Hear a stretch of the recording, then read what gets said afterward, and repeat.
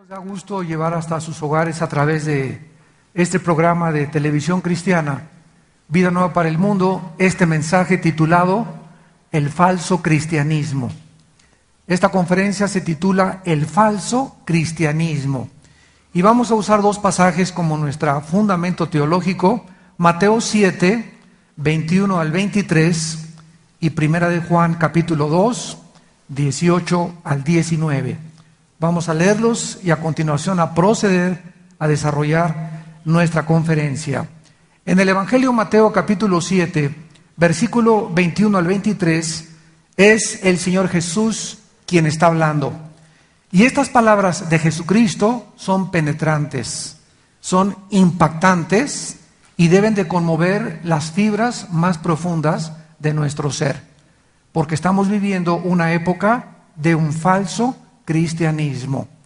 Jesús dice: no todo el que me dice Señor, Señor, entrará en el reino de los cielos, sino el que hace la voluntad, el que hace la voluntad de mi Padre que está en los cielos.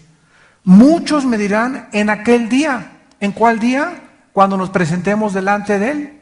Señor, Señor, ¿no predicamos en tu nombre? O sea, profetizar es predicar. No predicamos en tu nombre. Yo era predicador. Muchos van a decir: yo era pastor, o yo era misionero, o yo di estudios bíblicos, y en tu nombre eché fuera demonios. Yo tenía, y los demonios, cuando yo los quise echar, se salieron, Señor. Y además en tu nombre también, en tu nombre, cuando hacía milagros, decía yo, es para la gloria de Jesús, los milagros que está haciendo Dios a través de mi vida. Y entonces les declararé: nunca los conocí. O sea, ¿quiénes son ustedes? ¿De dónde salieron? ¿Quién los invocó? Yo no los conozco, porque yo conozco a mis ovejas. Y como dice 2 Timoteo 2:19, conoce Dios a los que son suyos. Nunca los conocí, apártense de mí, hacedores de maldad. Y en la primera carta de Juan, capítulo 2, versículo 18 y 19, el apóstol Juan escribió estas palabras. Primera de Juan 2, 18 al 19. Hijitos, ya es el último tiempo. Y según vosotros oísteis que el anticristo viene, así ahora han surgido muchos anticristos. Acuérdense que la palabra anticristo significa dos cosas. En primer lugar, significa en el lugar de Cristo. El prefijo anti significa ponerse en el lugar del Mesías o hacerse un Mesías. Y en segundo lugar significa en contra de Cristo, porque Jesús dijo: el que no recoge conmigo, desparrama. Entonces cualquiera que haga la obra de Dios y no está haciéndola a la manera de Dios, es un anticristo. O sea, el espíritu del anticristo está por todo el mundo desde hace 2000 años. Por esto conocemos que es el último tiempo. Salieron de nosotros, pero no eran de nosotros. Porque si hubieran sido de nosotros, habrían permanecido con nosotros. Pero salieron para que se manifestase que no todos son de nosotros. Estas palabras de Jesucristo y del apóstol Juan, como acabamos de mencionar, son penetrantes, impactantes y deben de sacudirnos. Porque estamos viviendo la época más emocionante, pero la más peligrosa de toda la historia del cristianismo. Ya en 2 de Pedro 2, el apóstol escribió: así como hubo en el Antiguo Testamento falsos profetas y falsos apóstoles, así habrá también en la iglesia falsos profetas y falsos apóstoles. ¿Cuál es el peligro que la iglesia está actualmente enfrentando? Que la mayor parte de la cristiandad no están distinguiendo quién es quién. Que la mayor parte de la cristiandad no están discerniendo entre el bien y entre el mal, entre lo verdadero y entre lo falso. Así como te pueden llegar ahorita con una piedra que parece un diamante, decirte, te vendo este diamante en $10,000, y tú lo comparas con otro diamante y aparentemente los dos son iguales. Ahorita en Estados Unidos, ¿verdad?, hay mucho de moda, muchos hombres están poniendo aquí un diamantito en la oreja, y tú no puedes saber si ese diamantito que traen en la oreja es real o no es real. Te dan también un billete de 100 pesos que se están falsificando en México, de 200 pesos, y lo ves así aparentemente y está pero exacto, perfecto casi el billete. ¿Qué necesitas para poder distinguir algo bueno de algo falso? Necesitas ser experto en lo bueno. Los agentes del Tesoro en Estados Unidos durante 5 años los entrenan para que manejen con sus manos puros billetes verdaderos. Y comienzan a desarrollar un tacto tan sutil y tan delicado que cuando cae en sus manos un billete sin que tengan que ponerle la pluma o pasarlos debajo de un rayo láser, con el puro tacto los agentes del Tesoro detectan que ese billete es falso.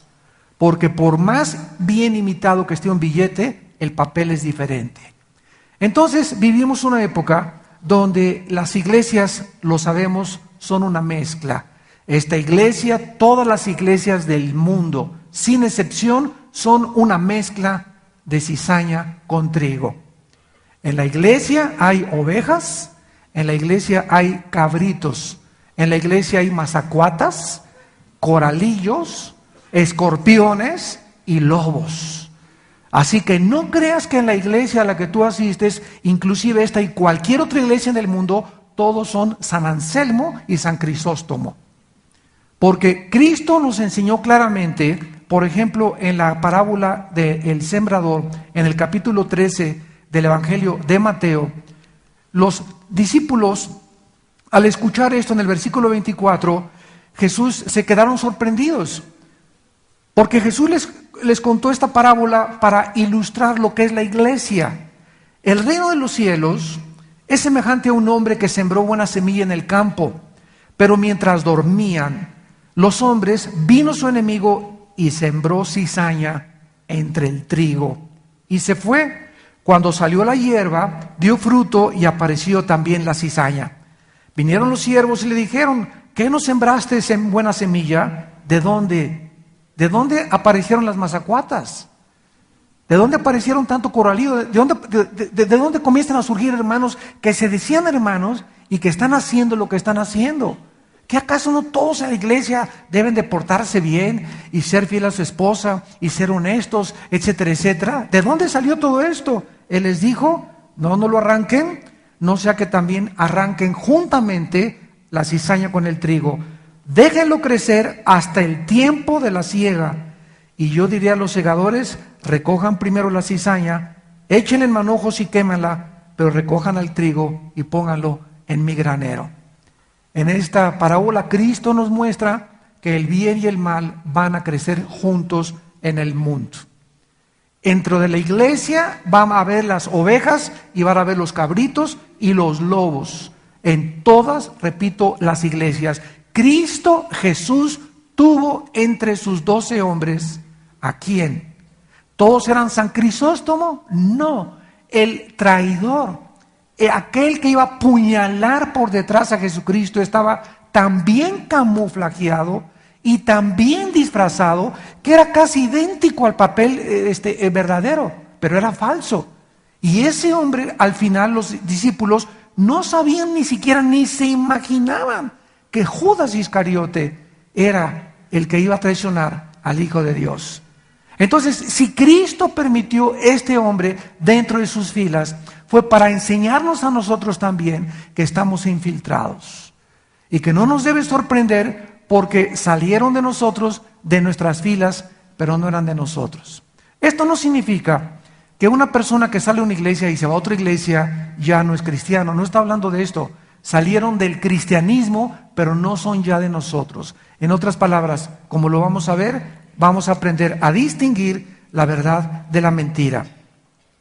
Muy bien, vamos a ver en primer lugar que en la Biblia se nos muestra claramente que hay un arrepentimiento que no es real.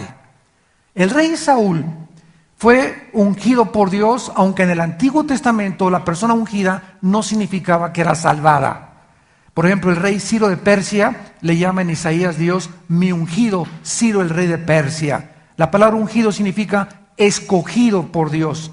Y Dios escogía vasos como los reyes, como Nabucodonosor, para que atacara a Israel, pero no significa que eran salvados.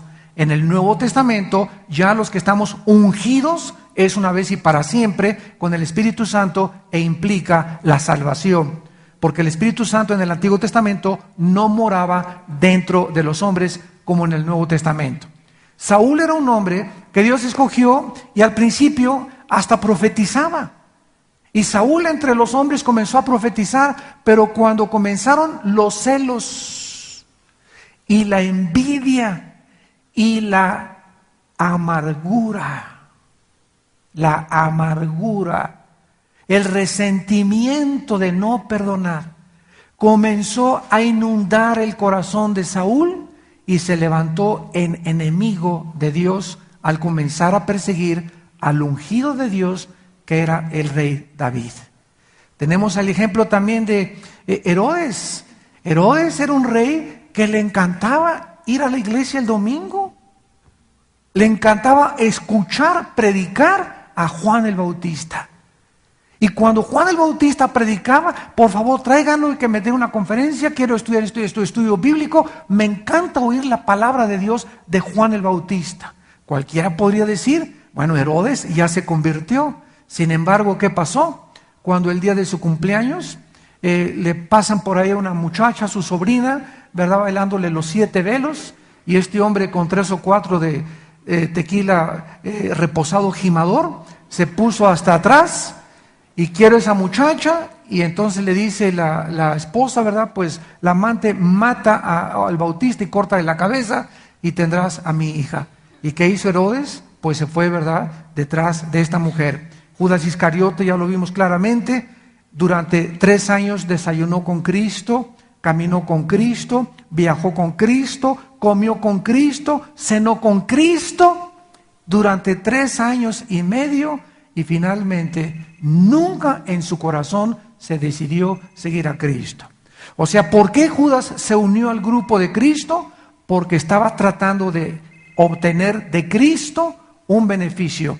Jesús dijo, pues si él es el rey de los judíos, cuando lo hagan rey, a mí me hace secretario de gobernación. O cuando a mí me hagan rey, ¿verdad?, me hace el ministro secretario de Hacienda. O sea, los motivos eran el dinero. La raíz de todos los males es el amor al dinero. Y finalmente Judas traiciona a Jesucristo. En la segunda carta a los Corintios, capítulo 7, segunda de Corintios, capítulo 7, versículos del 9 al 10, la Biblia nos explica la diferencia entre el remordimiento y el arrepentimiento. Porque la Biblia dice que Judas se arrepintió, ¿verdad? Han leído ese versículo. Sin embargo, esa palabra significa le remordió la conciencia nada más. Como muchas personas que mató a su familia y mató a su esposa y a sus hijos, y arrepentido se voló la tapa craneana de los sesos. Bueno, si hubiera estado arrepentido, no se hubiera suicidado.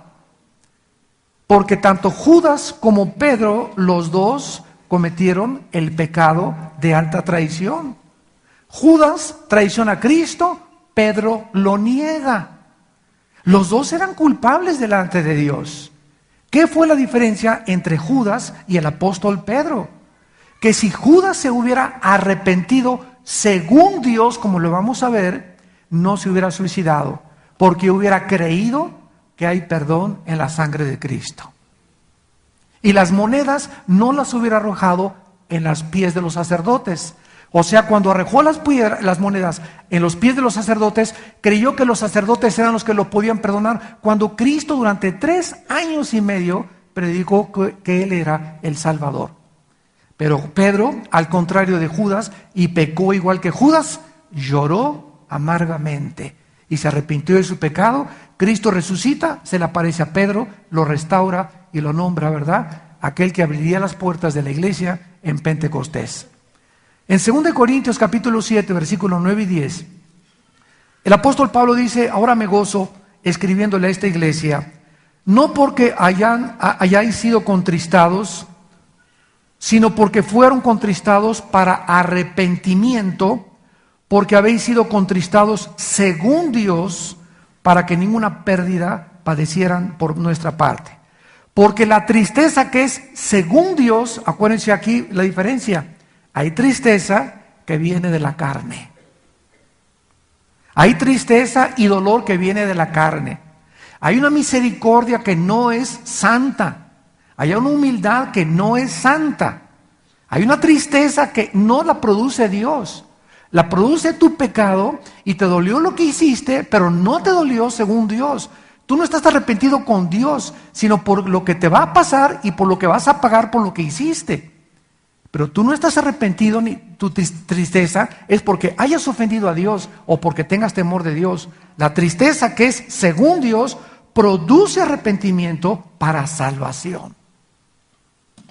Pero la tristeza de que no hay que arrepentirse, pero la tristeza del mundo produce muerte.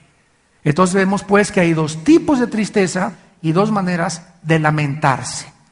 Hay una persona que llega y me dice su esposa, oiga, pues mi esposo, ¿verdad? Ya anda con la amante, a ver, venga don Pancho, usted anda por ahí en adulterio, pues vamos a tratar con su vida. Sí, hermano, sí, etcétera, etcétera. Ella, mi esposa, me quiere dejar y mis hijos también, y bla, bla, bla. Le decimos en México, lágrimas de cocodrilo. De la boca para afuera. Y cualquiera lo viera, ¿verdad? No, don Pancho estaba así y compungido y pobrecito, etcétera, etcétera. Pero pasan 2, 3 semanas y él no ha dejado a su amante. Él sigue con su pecado. Entonces, esa tristeza aparente que tuvo don Pancho no era según Dios. A él no le dolió, Señor, he pecado contra ti, como dijo David en el Salmo 51 y en el Salmo 32. Padre, contra ti he pecado, Señor, he hecho lo malo delante de mis ojos, lávame, purifícame con el hisopo y seré más blanco que la nieve. Ese es el verdadero arrepentimiento. Hay un falso arrepentimiento de acuerdo a la Biblia. Número 2, hay una fe que no es real. Hechos capítulo 8. Hay una fe que no es real. En este pasaje de Hechos capítulo 8, versículo 9 al 13, encontramos a un brujo, a un mago, Hechos capítulo 8, versículo del 9 al 13, que dice en el versículo 9 que se llamaba Simón y ejercía la magia, la brujería en aquella ciudad y engañaba a la gente de Samaria haciéndose pasar por algún grande. O sea, yo tengo muchos poderes. A todo el mundo lo estaba oyendo, desde el más pequeño hasta el más grande, y todo el mundo decía, este es el gran poder de Dios. Y le estaban atentos, porque con sus artes mágicas les había engañado mucho tiempo. Pero cuando creyeron a Felipe, que anunciaba el evangelio del reino de Dios, y el nombre de Jesucristo, se bautizaron hombres y mujeres. Y dice la Biblia, también creyó. Y aquí podríamos asumir al leer esto que Simón el mago se había arrepentido, ¿verdad? También creyó Simón mismo y se bautizó el sinvergüenza todavía. Hasta agua le fueron a echar. Y estaba además con Felipe, comenzó a seguir a los discípulos, viendo las señales y grandes milagros que se hacían estando atónito. O sea, hizo los ritos del cristianismo, ¿verdad? Me levanto, sí creo en Cristo, me echo agua, me bautizo, etcétera, etcétera, y comienzo a asistir a la iglesia. Todo esto lo hizo Simón el mago, pero Dios conoce el corazón. Entonces veamos en este caso, en el versículo del 18 en adelante, dice el versículo 18, cuando vio Simón que por la imposición de las manos de los apóstoles se daba el Espíritu Santo, les ofreció dinero. Y recordemos que con Dios no se negocia. ¿Cuántas veces estamos oyendo en la televisión, en mensajes y todo, verdad? Pues haz un pacto con Dios y te va a dar tanto de dinero, o te va a ir bien. O mándame tal dinero y te va a ir bien. Ahora, antes que yo me viniera aquí a México, en la televisión vi a un predicador muy famoso que ahora está vendiendo chales, talides, hebreos, y te dice, cuando tú recibas este talid, si mandas $100, el poder de Dios vendrá sobre tu vida. ¿Saben cómo se llama esto? Se llama brujería. Hay otro que dijo, me voy a quitar, y esto es en la iglesia de las más grandes que hay en Estados Unidos, de personas que son con mucha reputación. Se quitó su saco, muchos dicen, caray, ¿es posible esto? Esto es lo que está pasando. Y la gente se lo está comiendo, lo está tragando, sin distinguir qué es la verdad y la mentira. Se quita el saco este predicador y le dice a una persona, ¿quién cree que el poder de Dios es de mi vida? Yo, y se levanta. A ver, pásele usted para acá, joven, y pasa el muchacho, y se quita el saco el predicador, se lo pone al predicador y le dice, cuando cuentes 3, mi poder te lo voy a transferir a tu vida. 1, 2, 3, y comienza el otro a hacer así, ¿verdad? Parece que traía pulgas dentro de sí, para pantallar de que tenía el Espíritu Santo, y comienza a hacerse así, y todo el mundo, alabado, y se comienzan a tirar al suelo todos. Eso está pasando en las iglesias, y los cristianos, como dice la Biblia, consienten en eso. ¿Por qué? Porque no conocen la palabra de Dios, están siendo engañados. Es al grado al que hemos llegado. Hay una fe, hay un arrepentimiento que no es real, hay una fe que no es real. Este hombre aparentemente quiso seguir a los apóstoles, pero sus motivos eran el dinero. Cuando comenzó a ver que cuando imponía las manos el Espíritu Santo, quiso comprar el don. Y dice el versículo 20, entonces Pedro, y escúchenme esto, predicadores que lo escuchan y pastores que me escuchan por toda Latinoamérica. Escuchen esto aunque no me inviten a su iglesia. Entonces Pedro le dijo, tu dinero perezca contigo porque has pensado que el don de Dios se obtiene con dinero. Cuidado con ustedes, cuidado hombres de Dios, cuidado cristianos, cuando ustedes quieren con dinero comprar algo de Dios. Pedro y Juan en Hechos capítulo 3 llegaron al templo y le dijeron al ciego, no tenemos oro ni plata, mas lo que tenemos te damos. En el nombre de Jesús Nazaret, párate. No le dijeron, haz un pacto con Dios. O te mando este chalito y póntelo arriba y te vas a comenzar a parar. O te mando este pañuelo que está ungido por el Espíritu Santo, por el Padre, por la Virgen del Socorro y la Macarena. Y te lo pones el pañuelito ungido y aquí está a $10 el pañuelito ungido. O mande $25 y les mando esto a través de la brujería. La brujería ha entrado a la iglesia. Pero ¿cómo puede entrar la brujería a la iglesia? Entra de diferentes formas. En Gálatas capítulo 5, Pablo le dice a la iglesia de Galacia, ¿quién os fascinó? Y la palabra fascinar, búscala, es hechizar. Gálatas 5, versículo 1. La iglesia de Galacia estaba hechizada en el legalismo. Hay iglesias tan legalistas, porque siempre se transmite a través del pastor el espíritu de la gente, que comienzan a enseñar, no pongas árbol de Navidad, no pongas esferas, no hagas esto, no hagas el otro, y ya vamos a celebrar el sábado también, y vamos por aquí, por allá, y comienzan con las cosas legalistas, y comienzan a ponerle cargas a la gente, más pesadas que las que pueden poner, y entonces la gente se vuelve legalista y los espíritus inmundos entran cuando nosotros violamos la palabra de Dios. Ahora está entrando a través del engaño, los falsos milagros, el espíritu de brujería a las iglesias. Dice en Santiago capítulo 2, versículo 17, Santiago 2, 17, la fe, si no tiene obras, es muerta en sí misma. Y vamos a ver las obras de la fe. Y dice el versículo 19, ¿tú crees que Dios es uno? Yo le podría poner aquí, ¿verdad? Si el diablo no es ateo. Una persona me dijo, yo creo en Dios. Le dije, si el diablo no es ateo, el diablo también cree en Dios. El ateísmo no es el problema. La pregunta es, ¿en qué Dios crees tú?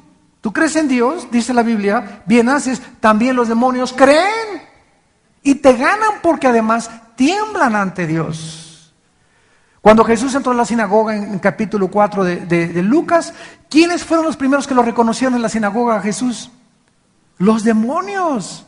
Sabemos quién eres tú, el Hijo de Dios, y vienes a atormentarnos antes de tiempo. Ellos confesaron que Él era el Hijo de Dios, sabían que Él era el Hijo de Dios. Entonces no basta con decir Jesús es el Hijo de Dios y me persino en el nombre del Padre y del Espíritu Santo y saco mi estampita de Santadeo. No bastan estas cosas para poder llamarse cristiano. Dice el versículo 26, porque como el cuerpo sin espíritu está muerto, la fe sin obras también está muerta.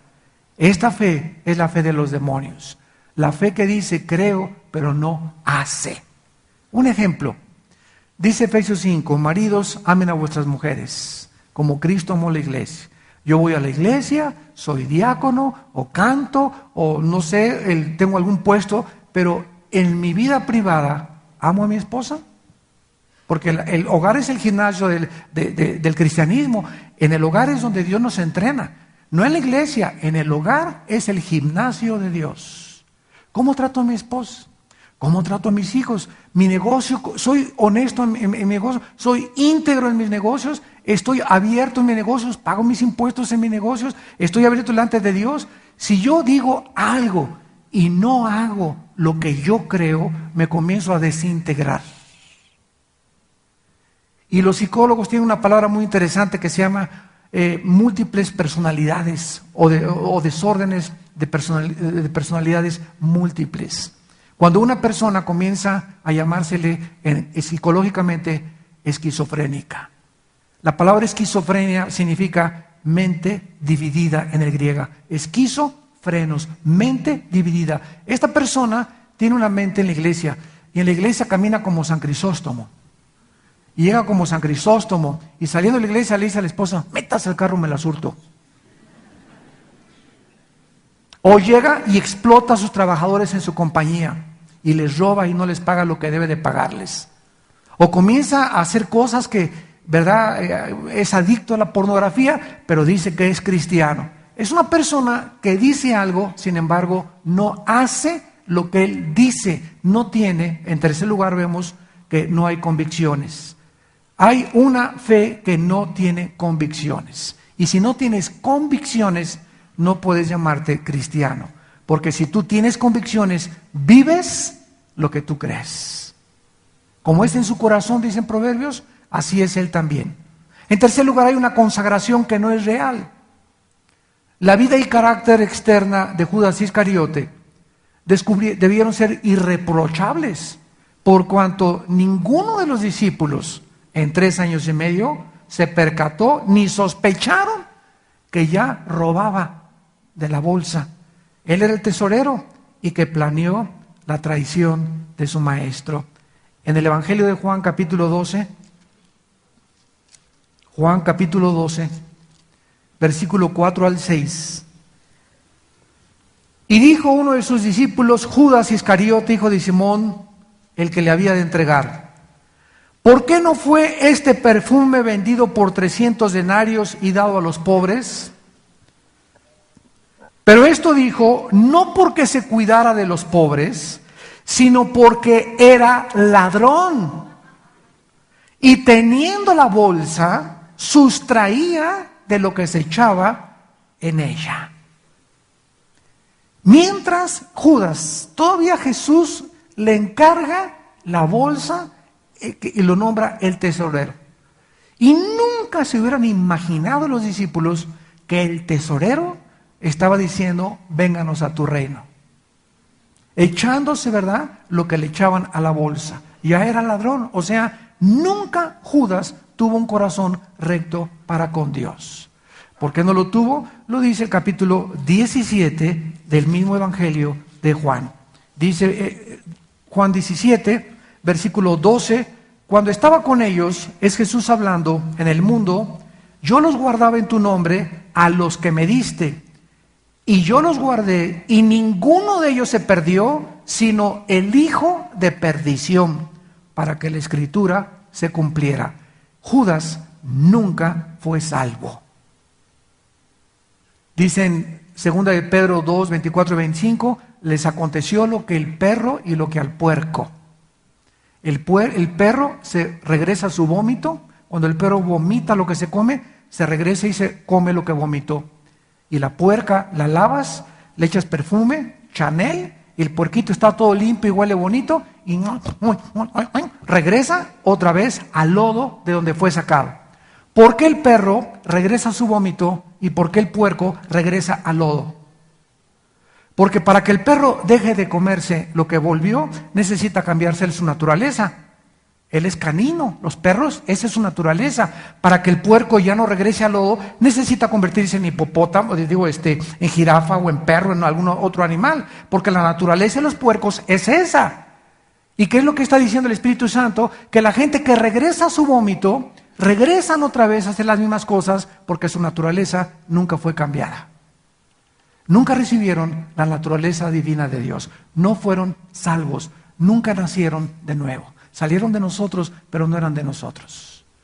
Entonces no te sorprendas cuando tú oigas, oye, ¿te acuerdas de este hermano? Y esto y el otro, y ahora no sabes lo que hizo. No te sorprendas, porque la iglesia es una mezcla de cizaña y de trigo. Preocúpate tú y tú y tú en tu vida de santificarte. Y deja a los demás que hagan y que deshagan. Tú preocúpate por tu vida y tu familia. Cuida tu vida, guarda tu corazón sobre todas las cosas. Y preocúpate por tu santificación para que lo laves con la sangre de Cristo todos los días y estés delante de Él sin tener nada de qué avergonzarte. Hay también oraciones que no son reales. En Mateo capítulo 6, versículo 5 y 7, dice la Biblia, y cuando ores, no seas como los hipócritas. Ellos aman orar en pie en las sinagogas y en las esquinas de las calles para ser vistos. ¿Cuántas personas o que se dicen cristianos oran para ser oídos? Señor de los cielos, altísimo, misericordioso Jehová todopoderoso, yo, tu sierva humilde y pobre, desventurada, vengo a ti, Señor, y bla, bla, bla, y les haces, y les oyes que le hablan así, y oran así, ¿verdad? Y cualquier que diría, cálmate, Madre Teresa. Pero lo hacen, pero no lo hacen por Dios, lo hacen porque en su corazón quieren que la gente los oiga y digan, qué espiritual es Santa Catarina. Si en tu corazón cuando tú oras es porque quieres que te oigan, tú estás orando falsamente. Por eso cuando te dicen en la comida, da las gracias, no vayas a los demás y qué dirán, y yo no. Tú ora y no te importa, tú le oras a Dios y tú díselo a Dios lo que salga en tu corazón. Pero nunca tengas la intención en tu alma de orar para ser oído por los demás, porque te conviertes en un hipócrita. Vemos también que hay una humildad en quinto lugar, una humildad que no es real. Creemos comúnmente nosotros que la persona humilde es la persona que siempre anda así y con el sombrero y se atranca y no entra. Y buenos días, hermanito, sí, mucho gusto. Y así con la cabecita y con el cuello roto, la camisa y con guarachitos. Creemos nosotros que esa es la persona humilde. Sin embargo, la Biblia nos muestra claramente que la persona humilde no es la persona que aparenta humildad. Hay personas que no son mansas, son mensas. Entonces, la humildad significa depender diariamente de Dios. Apúntalo. La humildad no es la apariencia, sino la dependencia de Dios, lo que manifiesta la verdadera humildad. ¿Qué estamos nosotros diciendo? Hay personas que, vuelvo a repetir, son humildemente orgullosas. Una persona humilde es la persona que sabe que tiene que depender de Dios.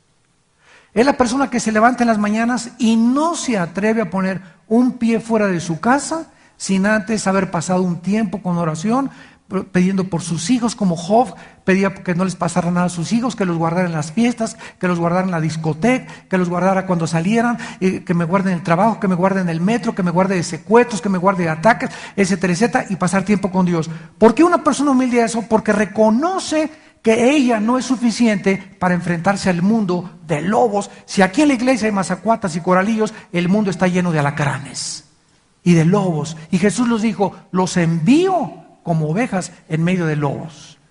Entonces, una persona humilde es la persona que reconoce que depende de Dios. Se acuesta en la noche y regresa con la palabra, comienza a orar, porque sabe su necesidad de Dios. ¿Qué es lo contrario de humildad? Orgullo. ¿Quién es una persona orgullosa? La que se levanta en la mañana y no te necesito ahora. El Señor, sí, ahí en el camino, como a las 11 me acuerdo de ti, un versículo, 2 versículos voy a leer, y así pasan 2 o 3 días. Y esa persona, por su orgullo de creer que ella puede ser padre, puede ser madre, puede ser hijo, puede ser empleado, no necesita a Dios, vive como vive, porque esa persona no cree que necesita a Dios. Esa es la persona orgullosa. Dice la Biblia en Proverbios capítulo 9, versículo 8. ¿Cómo podemos nosotros saber cuando una persona también es humilde y es orgullosa? Dice Proverbios 9, versículo 8. No reprendas al burlador o al escarnecedor para que no te aborrezca. Corrige al sabio y te amará. ¿Cómo puedes saber cuando una persona es humilde? Cuando la exhortas o la disciplinas. Cuando la mandas a la banca. Cuando lo suspendes de sus funciones temporalmente. Ahí te das cuenta en la reacción si la persona es humilde o es orgullosa. La persona orgullosa te va a odiar. Y le dices algo y en 2 semanas no te ha vuelto ni a saludar porque le exhortaste y la regañaste.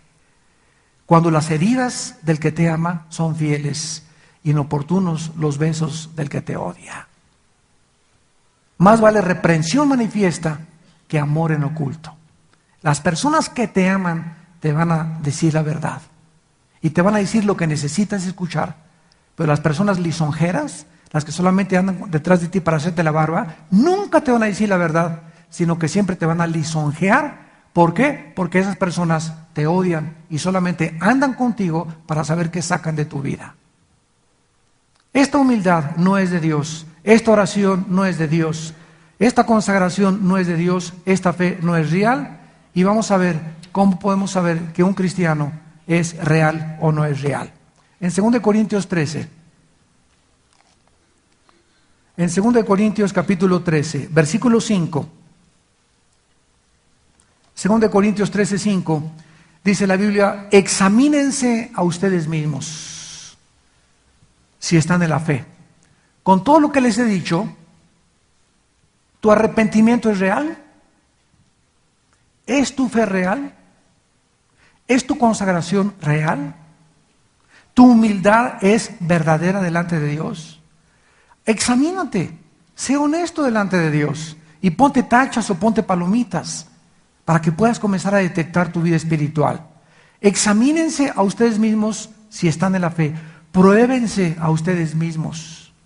¿O qué no conocen a ustedes mismos que Jesucristo está en ustedes a menos que estén reprobados? ¿Cómo saliste de este examen? Ahora viene el examen a título de suficiencia a continuación. ¿Cómo saber si tu cristianismo es real? Número 1, ¿qué lugar ocupa en tu corazón la fe cristiana? Número 1, ¿qué lugar ocupa en tu corazón las convicciones? ¿Has estado dispuesto a permanecer firme en tus convicciones en tu escuela cuando alguien dijo, este es un cristianito, o tú eres de los cristianos y tú te has avergonzado y has dicho, no, soy cristiano pero no soy tan fanático, o estoy comenzando a estudiar la Biblia? ¿Qué has hecho? ¿Cómo has reaccionado cuando el mundo te ha perseguido? O en tu oficina, ay, véngase don Pancho, échese una copa con nosotros, vámonos en la noche con las chamaconas. No, yo estoy casado. Ah, jaja, tú eres de los que están casados y todavía son fieles a su esposa. Tú contéstales y diles, ¿verdad? Para ustedes ahora la inmoralidad es una virtud, pero lo que los hombres tienen como sublime, para Dios es abominación. Yo amo a mi esposa y no necesito otras mujeres. Asústame. ¿Cómo contestas cuando te enfrentas a esta situación? ¿Cómo reaccionas cuando en tu escuela le dicen a tu hijo que tiene que ir disfrazada de bruja porque es Halloween? O que tiene que ir disfrazado del anticristo tu hijo. O en tu vecindario pusieron telarañas y pusieron arañas y tú es la única casa, ¿verdad?, que no tiene nada, no tiene nada de Halloween. ¿Por qué? Porque si no pongo nada me van a perseguir y si en mi escuela mi hija no va así, la van a correr. ¿Sabes una cosa? Que nunca puede ninguna escuela en México ni en el mundo correr a un alumno por ir en contra de esa filosofía. ¿Qué es lo que tú tienes que hacer? Mijita, ven de la mano, mañana te acompaño a la escuela. ¿Quién es tu maestra? Doña Hortensia, ¿cómo le va? Soy la mamá de Periquita.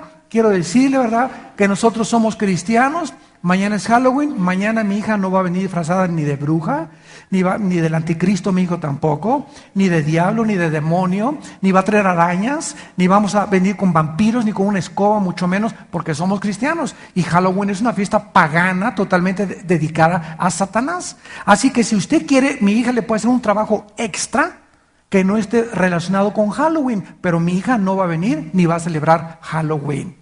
¿Sabes qué se llama esto? Convicciones. ¿Tienes tú estas convicciones cristianas ya en tu vida? Ya estás totalmente, la palabra convicción viene de convencido. Estás tan profundamente convencido a quién estás sirviendo que ya le perdiste el temor al ser humano. Como dice la Biblia, ¿por qué le temes miedo al hombre cuyo aliento está en su nariz? Confiad en Dios y no en el hombre. El hombre no te va a hacer nada. No tengas temor de la maestra, ni del maestro, ni de nadie. Ten temor de Dios. A Él sea vuestro temor siempre en toda tu vida. Dice en Efesios capítulo 5, para respaldar esta convicción, Efesios 5, versículos 6 al 11. Versículos 6 al 11. Nadie los engañe con palabras vanas, porque por estas cosas viene la ira de Dios sobre los hijos de desobediencia. No seáis pues partícipes con ellos, porque en otro tiempo erais tinieblas, mas ahora soy luz. Ahora eres luz. Ahora debes de alumbrar en lugar de meterte a la oscuridad donde la gente está escondida. Ahora hay que prenderles la lámpara y prenderles y decirles, aquí está la luz. Esto que ustedes están haciendo no es correcto. Esta es la luz, esta es la verdad. Para eso Dios nos salvó. Ahora somos luz en el Señor. Anden como hijos de luz. Versículo 10, comprobando lo que es agradable. Versículo 11, y no participen en las obras infructuosas de las tinieblas, sino más bien repréndelas. Tenemos que entender ahora que no podemos participar de las tinieblas, porque dice el dicho de Monterrey, tanto peca el que mata la vaca como el que estira la pata. Es que, hermano, mi cuñada va a celebrar la primera comunión de mi sobrina y me invitaron a ser la madrina de ramos. ¿Y cómo puedo, si tú te metes a la iglesia, ¿verdad?, a celebrar, y yo no voy a hacer nada, no voy a estar mirando, tanto peca el que mata la vaca como el que estira la pata. El hecho de estar dentro de un culto donde no se le esté rindiendo la gloria de Dios, una iglesia budista, una iglesia mormona, una iglesia como se llame, ¿verdad?, donde no se le está rindiendo culto a Dios, son las tinieblas. Y cuando tú entras a ese lugar, tú estás participando con todos y reconociendo que lo que está sucediendo ahí es la verdad. Tú espéralos afuera. Te invitaron a una boda, no vayas al servicio religioso, ve al banquete y no vas a ponerte hasta atrás. Vas al banquete a testificar y a ver a quién ganas para Cristo de toda esa gente que está en tinieblas. Nada nos impide ir a un banquete del mundo, ¿verdad? Pero ¿a qué vamos? Cristo fue a las bodas de Caná. ¿Para ponerse hasta atrás? No, ¿verdad? Él fue para testificar y para darles conocimiento de quién era Él. Fue la primera señal que Él hizo en su ministerio. Entonces, cuando vamos a un lugar de estos, no vamos a hacer las cosas de la gente. No participamos de lo que ellos participan, sino vamos a darles testimonio. Y la persona que se siente contigo en la mesa, a la izquierda, o cuando te pares, ¿verdad?, al mesero, al que sea, habla de Cristo. ¿Qué lugar ocupan las convicciones en tu corazón? Dice en Gálatas 1:10, fuimos llamados no solo a creer, sino a padecer por causa de su nombre. Entonces no te crees que seguir a Cristo es fácil. Te vas a poner en contra de mucha gente. Vas a ir en contra de tu familia, vas a ir en contra de tus amigos, pero tienes que demostrar convicciones. Y si no las tienes, ¿dónde está tu cristianismo? ¿O qué quieres ser mejor que tu maestro? En segundo lugar, ¿qué sentimientos tienes hacia el pecado? ¿Puedes ver al pecado como Dios lo ve? Como la causa de todo el sufrimiento que existe y de la muerte de su Hijo Jesucristo en el Calvario. La paga del pecado es la muerte. Una de las cosas que más me han impactado acerca del pecado, amados santos, es cuando leí hace muchos años Josué capítulo 7.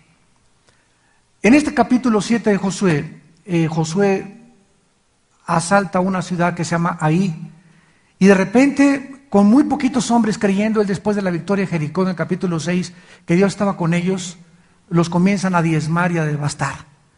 Y Josué comienza a orar: Señor, ¿qué pasó? Tú nos has prometido que vamos a estar con nosotros, que ninguna arma forjada contra nosotros va a prosperar, que la justicia está a nuestro lado. ¿Por qué, Señor, nos estás fallando? Y Dios le contesta a Josué: ¿sabes una cosa, Josué? Hay pecado en el campamento. Hay pecado, no dijo en la casa de una familia. El pecado, dijo, se ha extendido en el campamento. Síganme con mucho cuidado. Encuentra, le dijo Dios a Josué, es la responsabilidad de los líderes, encuentra a la persona por la cual la maldición puede caer sobre todos ustedes. Por uno puede caer la maldición a todo el campamento. Total que hubo una serie de procedimientos y Josué descubre una familia con un hijo llamado Acán, que había robado cuando asaltaron Babilonia y conquistaron Babilonia, un manto babilónico y oro y 15 cosas, y las escondió debajo de su casa. Y la familia consintió en que escondiera, y no lo delataron, no lo delataron. Entonces en ese momento Dios le dice a Josué algo que cuando yo lo leí, me quedé así 2-3 días orando y preguntándome: Señor, ¿pero cómo está esto? Saca a ese perverso y ejecútenlo. Ha perdido el derecho de seguir viviendo. Y Dios dice: él y su familia. Y yo le preguntaba a Dios: Señor, ¿pero por qué justos por pecadores? ¿Por qué la familia si la familia no fueron ladrones? Y a través del tiempo y del estudio de la palabra y de la meditación y la oración, pude entender lo que el pecado hace a los ojos de Dios. Cuando yo peco, me afecto a mí, afecto a las personas más cerca a mí, aunque ellas sean inocentes. Por ser mi esposa y por ser mis hijos, mis pecados afectan a mi familia, lo quiera yo o no lo quiera yo entender. Así que cuando tú pecas, no estás pecando tú solo, estás jalando contigo a mucha gente. Y cuando infectas a tu familia infecta a otras personas. Y cuando en la iglesia se conoce que hay un pecado bien abierto y conocido, y no se saca ese jitomate podrido para evitar la contaminación, Dios maldice y Dios juzga a los líderes. Porque la iglesia queda bajo la maldición de Dios. El pecado contamina espiritualmente a todos los seres humanos. Cuando tú ves el pecado como Dios lo ve, ya no juegas con el pecado.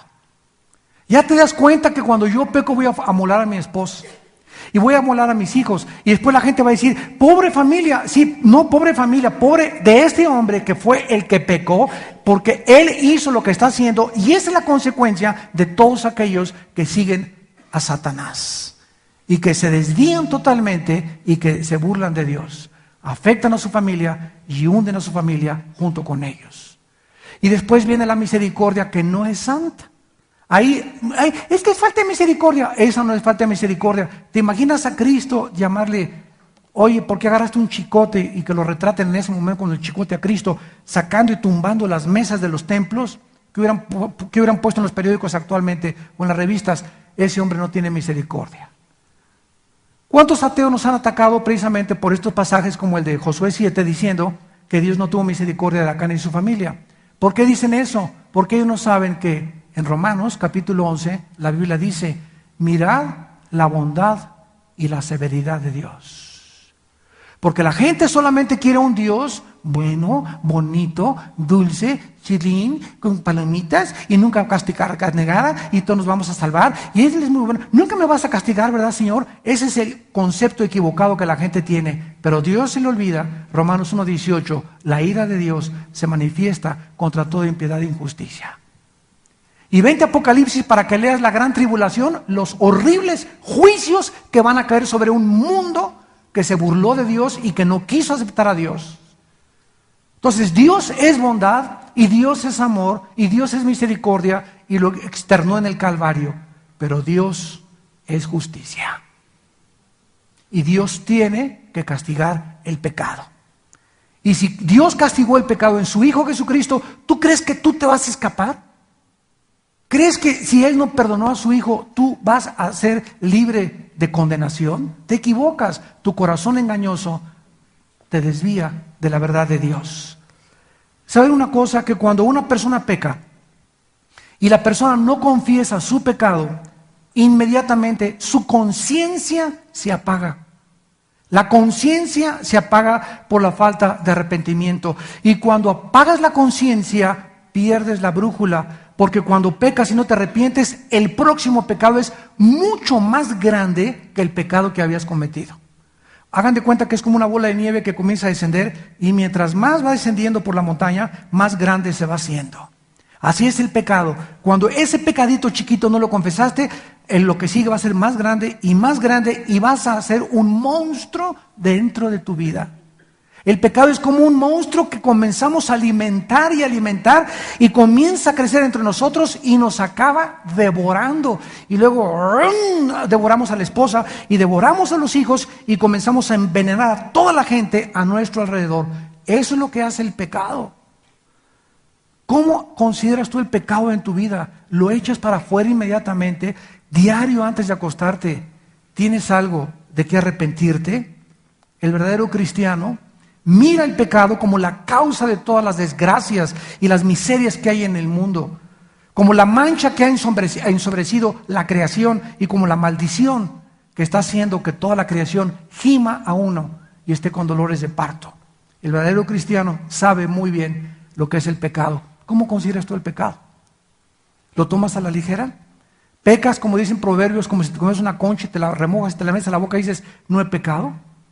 ¿Ves una película pornográfica como nada y después de ver la pornografía no hay algo que te ponga, que te tire al suelo a llorar? Señor, yo no quiero seguir, esas imágenes me van a seguir llegando y me van a seguir llegando y va a manchar mi matrimonio y honroso sea el matrimonio sin mancilla, sin mancha, pero a los adúlteros y a los fornicarios Dios los va a juzgar. ¿Cómo puede bendecir Dios tu casa y tu matrimonio si hay pornografía en tu mente y en tu corazón? ¿Cómo reaccionas ante estos pecados? ¿Te duelen? ¿Lloras?